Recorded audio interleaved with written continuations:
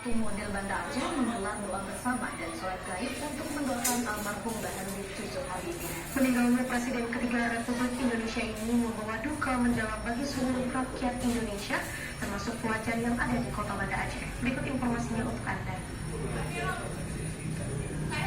Rakyat Indonesia berduka atas meninggalnya Baharudin Yusuf atau B.J. Habibie, Presiden ketiga Republik Indonesia pada Rabu kemarin di Rumah Sakit Gatot Subroto, Jakarta.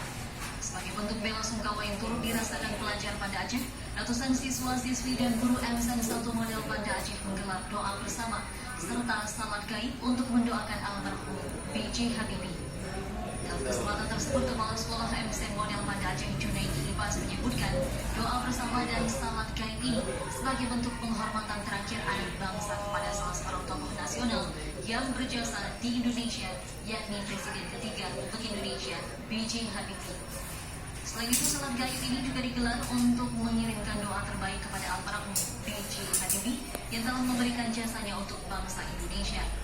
Pada kesempatan tersebut, salah seorang pelajar MSN Model Banda Aceh kepada TVRI Aceh menyebutkan sosok B.J. Habibie merupakan tokoh yang dikagumi dan membanggakan tidak hanya bagi Indonesia, namun juga di kancah internasional.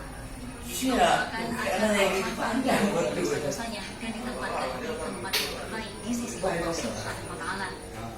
Hanya buat Pak Habibie, semoga Pak Habibie bisa tenang di alam sana. Semoga Bapak bisa diberikan tempat yang paling cerita kali dong, cerita kedua ini nanti lama loh ini.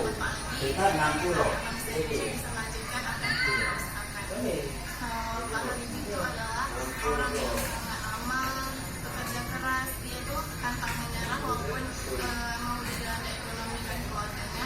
Jadi semoga kita bisa melanjutkan apa yang telah Bapak lakukan dan bisa melanjutkan Indonesia seperti masa lalu.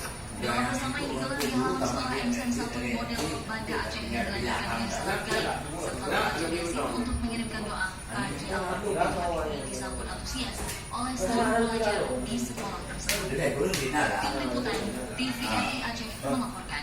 Kalau Pak Kaleleru mau pulang ke